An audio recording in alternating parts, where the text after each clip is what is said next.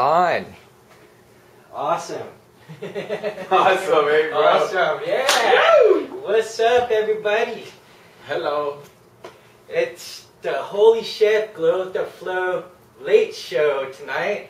We're here with Wade Lightheart, popular demand. Everybody's asking for us to do another show. We're probably going to be doing this on a regular basis just because we vibe so well. So today we're going to be talking about, it's been in the news, a lot of people are going through this and talking about information overload. So we're just going to let it fly. We don't have anything that we planned for this, but you know, just enjoy, sit back, and we're just going to go for it. Just go with the flow, man. Yeah, exactly. So it's just been something that's happening, especially with all the information that's been hitting all of us on the internet.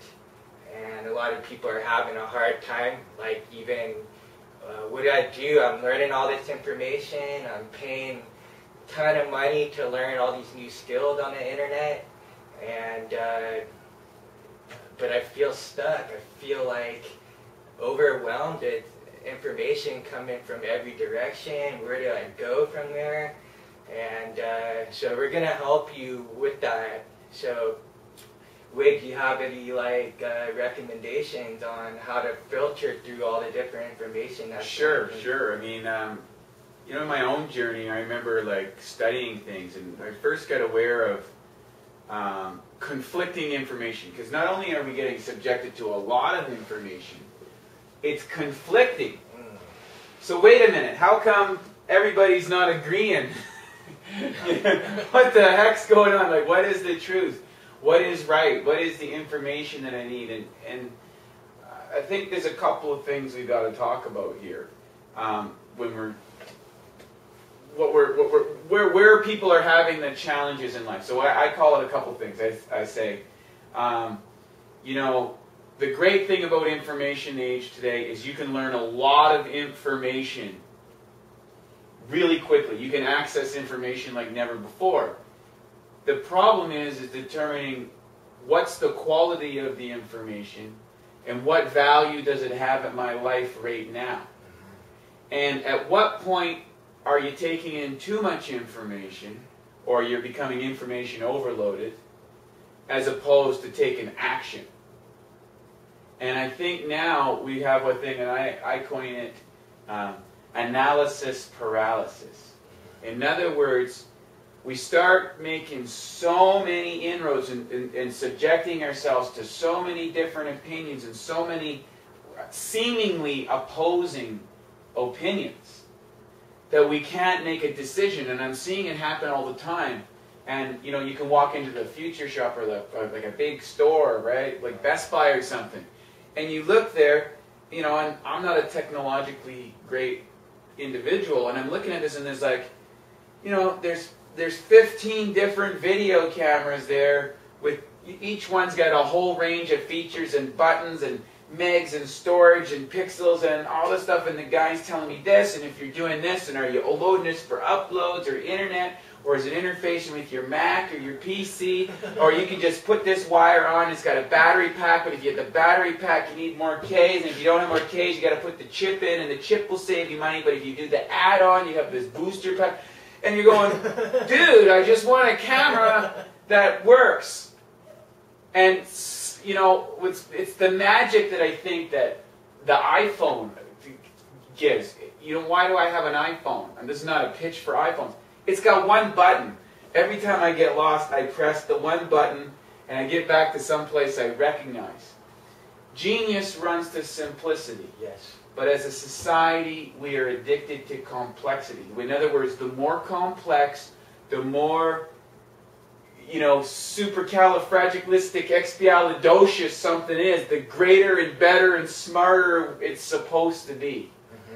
And we get glamorized, or sucked into the glamorization of like multiple figures. Like, for example, I mean, I have this phone that has all these applications and stuff. What do I use it for? I use it for calling people, I use it for emails, and I use it for text messaging, basically. And I check the weather on it. It's very, very few. Like, there's 100,000 applications for that phone.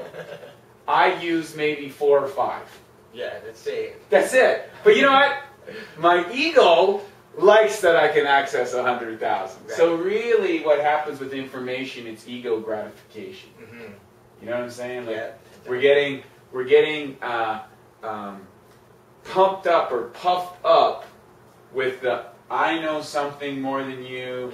Inflation. Yeah, the inflation. Yeah. Yeah. Yeah, I'm separated from you because I'm smarter than you. I know more than you.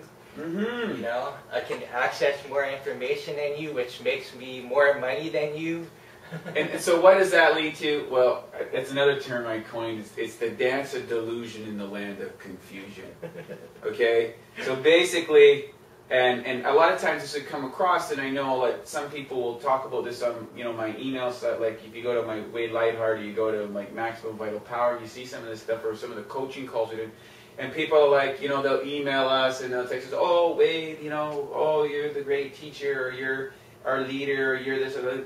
You got to realize we're not interested in that kind of propagation that's so popular, the guru-itis. There is a new inflation today called guru-itis. And what that itis means an inflammation in the body. Well, now we have an inflammation in consciousness with the development of all these gurus. Right? One time, guru was a spiritual guy that helped you clarify and remove darkness. Guru means remove darkness and let the light of wisdom shine inside you. Now, guru is the self-styled new title of how I know something more than you, and I'm supposed to share this to you from my position of highness and mightiness and information dominance. So the manipulation or withholding of information, and only you can get this information if you're part of our insider group, or you're part of the elite, or you're the part of the second level, and the fourth triage, and the eighth hierarchy. Join my membership. Right. We're going to go on that whole thing one day. We're going to create a whole spill on that. So we're going to get back to the information thing. So you see how you get hooked into the information. You see how it pulls you in, and you get sucked into the field, and all of a sudden you're marching down the information highway, and you don't know where you are. And this is classically happens in our education system now. Put it this way, okay? I went to regular school for 12 years. I attended university for another 4 years. So we have 16 years of formalized education. When I got out of there, you know what I knew? Nothing. I knew absolutely nothing. What I knew, it was actually less than nothing. And I'll tell you why I knew less than nothing. Because what I did know wasn't able to produce the results that I wanted to produce. I don't think it's a coincidence that most of the great billionaires in the world have very low levels of formal education. And why is that? Because instead of reciting information and learning how to regurgitate that into some format that someone approves and says, yes, this is right and that's right.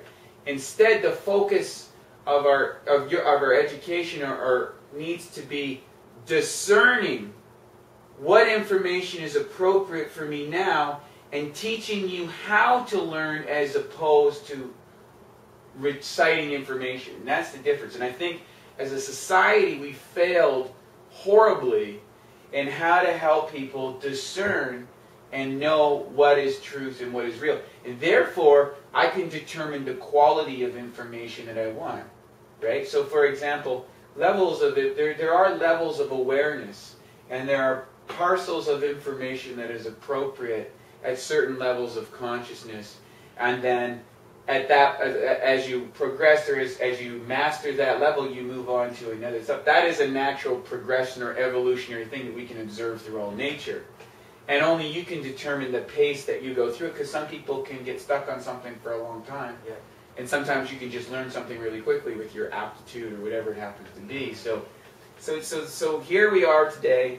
We're in this paralysis, yeah. right? And the best of times and the worst of times, as Charles Dickens said, you know? Yeah.